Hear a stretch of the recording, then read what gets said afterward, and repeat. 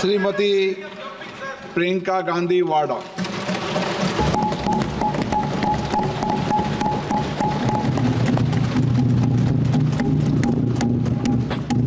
नमस्कार। माननीय अध्यक्ष महोदय जी, आज आपने मुझे इस सभा में बोलने का मौका दिया, इसके लिए मैं आपकी बहुत बहुत आभारी हूँ। सबसे पहले जो सुरक्षाकर्मी, जो जवान अफसर 13 दिसंबर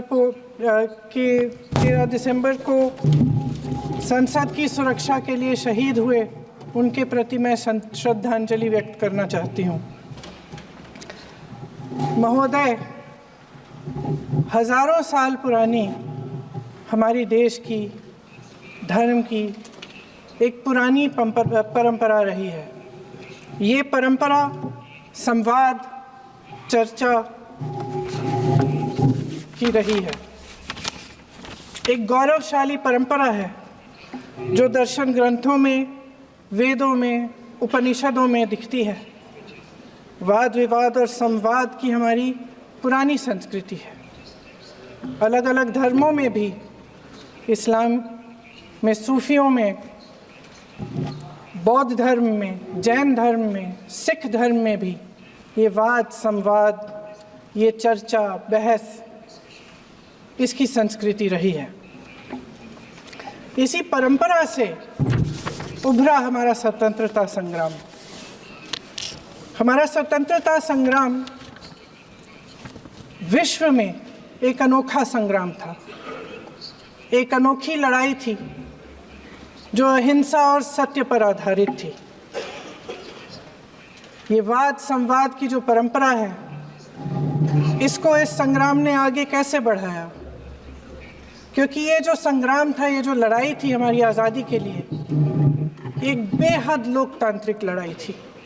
इसमें देश के किसान, देश के जवान, देश के मजदूर, देश के अधिवक्ता, देश के बुद्धिजीवी, चाहे किसी भी जाति के हों, चाहे किसी भी धर्म के हों, चाहे किसी भी भाषा को बोलते हों, सब इस स्वतंत्रता संग्राम में शामिल हुए।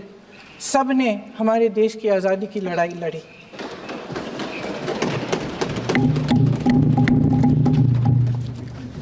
और उसी आज़ादी की लड़ाई से एक आवाज़ उभरी जो हमारी देश की आवाज़ थी। वो आवाज़ ही आज हमारा संविधान है। साहस की आवाज़ थी, हमारी आज़ादी की आवाज़ थी, और उसी की गूंज ने हमारे संविधान को लिखा और बनाया। ये सिर्फ एक दस्तावेज नहीं है। बाबा साहेब अम्बेडकर, मौलाना आज़ाद जी, राजगोपालाचारी जी और जवाहरलाल नेहरू जी और उस समय के तमाम नेता, जैसे आपने कहा, इस संविधान को बनाने की जो कार्य में सालों के लिए जुटे रहे। हमारा संविधान इंसाफ, उम्मीद, अभिव्यक्ति और आकांक्षा की वो ज्योत है जो हर हिंदुस्तानी के दिल में जलती है। अध्यक्ष महोदय, इस ज्योत ने हर एक भारतीय को ये पहचानने की शक्ति दी कि उसे न्याय मिलने का अधिकार है, कि उसमें अपने अधिकारों के लिए आवाज़ उठाने की क्षमता है, कि जब वो आवाज़ उठाएगा तो सत्ता को उसके सामने झुकना पड़ेगा। इस संविधान ने हर एक देशवासी को ये अधिकार दिया कि वो सरकार बना भी सकता है और सरकार बदल भी सकता है। ये ज्योत जो हर हिंदुस्तानी के दिल में जलती है, उसने हर हिंदुस्तानी को ये विश्वास दिया कि देश की संपत्ति में, देश की दौलत में, संसाधनों में उसका भी हिस्सा है, कि उसे एक सुरक्षित भविष्य की उम्मीद का अधिकार है, कि देश बनाने में भी उसकी भागीदारी है। उम्मीद और आशा की ये जोत मैंने देश के कोने कोने में खुद देखी है। उन्नाव में मैं एक रेप पीड़िता के घर गई, उसे जलाकर मार डाला था।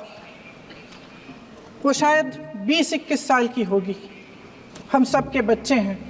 हम सोच सकते हैं कि अगर हमारी बेटी के साथ बार बार बलात्कार हुआ और फिर जब वो अपनी लड़ाई लड़ने के लिए गई तो उसको जलाकर मार डाला गया होता तो हम पर क्या बीतती। मैं उस बच्ची के पिता से मिली। उसके खेत जलाए गए थे, उसके भाइयों को पीटा गया था, उसके पिता को बाहर से घर के बाहर घसीट कर मारा गया था। उस पिता ने मुझे बताया कि बेटी, मुझे न्याय चाहिए।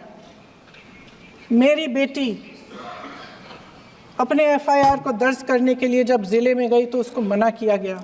अगले ज़िले में जाना पड़ा उसे। वो रोज़ सुबह 6 बजे उठकर तैयार होकर अकेली अपने मुकदमे को लड़ने के लिए अगले ज़िले में ट्रेन से जाती थी। उसके पिता ने मुझे कहा कि मैंने उससे कहा, बेटी अकेले मत जाओ, छोड़ दो ये लड़ाई। लेकिन उसकी बेटी ने उसको जवाब दिया कि नहीं पिताजी, मैं अकेली जाऊंगी, मैं लड़ूंगी, ये मेरी लड़ाई है, मैं इसको लड़ूंगी। ये लड़ने की क्षमता, ये हिम्मत उस लड़की को और करोड़ों भारत की नारियों को हमारे संविधान ने दी। आगरा में मैं अरुण वाल्मीकि के घर गई। अरुण वाल्मीकि पुलिस स्टेशन में काम करता था, सफाई का काम करता था। आप सोच सकते हैं हमारी तरह उसका भी परिवार था। नई नई शादी हुई थी, 2-3 महीनों का बच्चा था। पुलिस स्टेशन में चोरी हो गई। चोरी का इल्ज़ाम उस पर लगाया गया। उसके पूरे परिवार को उठाकर पुलिस स्टेशन में ले गए। आप हंस रहे हैं, लेकिन ये गंभीर बात है।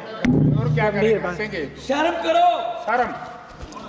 अरुण वाल्मीकि को पीट पीट के मार डाला, उसकी बीवी को पीटा, उसके पिता के नाखून निकाले, उसके पूरे परिवार को पीटा गया। जब मैं उस जवान महिला से मिलने गई जो अभी अभी विधवा हुई थी, तो उसने मुझे कहा कि दीदी, हमें सिर्फ एक चीज़ चाहिए, हमें न्याय चाहिए और हम इस न्याय के लिए लड़ते रहेंगे, चाहे कुछ भी हो जाए। ये हिम्मत उस महिला को हमारे संविधान ने दी।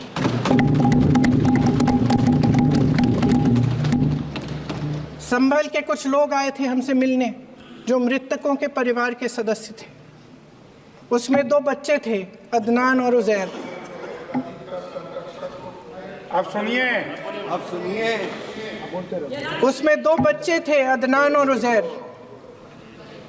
एक बच्चा मेरे बच्चे की उम्र का है, दूसरा उससे छोटा 17 साल का है। दर्जी के बेटे थे। दर्जी का एक ही सपना था कि वो अपने बेटों को पढ़ाएगा लिखाएगा। एक बेटा डॉक्टर बनेगा, एक बेटा भी सफल होगा अपने दूसरा बेटा भी अपने जीवन में सफल होगा। उनके पिताजी हर रोज़ उनको स्कूल छोड़ते थे। उस दिन भी स्कूल छोड़ने के बाद अपनी दुकान में चले गए। उन्हें पता नहीं था कि विवाद हो रहा है। उन्होंने भीड़ देखी, घर आने की कोशिश की तो पुलिस ने गोली से मार डाला। वो 17 साल का बच्चा अदनान मुझसे कहता है, वो 17 साल का बच्चा अदनान मुझसे कहता है कि मैं बड़ा होकर डॉक्टर बन के दिखाऊंगा, मैं अपने पिता का सपना साकार करूंगा। ये सपना, ये आशा उसके दिल में हमारे संविधान ने डाली। अध्यक्ष महोदय, हमारे देश के करोड़ों देशवासियों के संघर्ष में, अपने अधिकारों की पहचान में, इनकी कठिन से कठिन परिस्थितियों से लड़ने की अपार हिम्मत में और देश से न्याय की अपेक्षा में हमारे संविधान की ज्योत जल रही है। मैंने हमारे संविधान की ज्योत को जलते हुए देखा है और इसके साथ साथ ये भी समझा है कि हमारा संविधान एक सुरक्षा कवच है। एक ऐसा सुरक्षा कवच है जो देशवासियों को सुरक्षित रखता है, न्याय का कवच है, एकता का कवच है और अभिव्यक्ति की आज़ादी का कवच है। दुख की बात यह है कि मेरे सत्ता पक्ष के साथी जो बहुत बड़ी बड़ी बातें करते हैं, इन्होंने इन 10 सालों में ये सुरक्षा कवच, सत्ता पक्ष के मेरे साथियों ने ये सुरक्षा कवच तोड़ने का पूरा प्रयास किया है। संविधान में सामाजिक, आर्थिक और राजनीतिक न्याय का वादा है। ये वादा एक सुरक्षा कवच है जिसको तोड़ने का काम शुरू हो चुका है। लैटरल एंट्री और निजीकरण के जरिए ये सरकार आरक्षण को कमजोर करने का काम कर रही है। मुंबई, पुणे, नागपूर, मराठवाडा असो का विदर्भ, राजकीय, सामाजिक, शैक्षणिक क्षेत्र असो का क्रीडा, सर्वच घडामोडीचे विश्लेषण पाहायला विसरू नका. फक्त देशोन्नती न्यूजवर.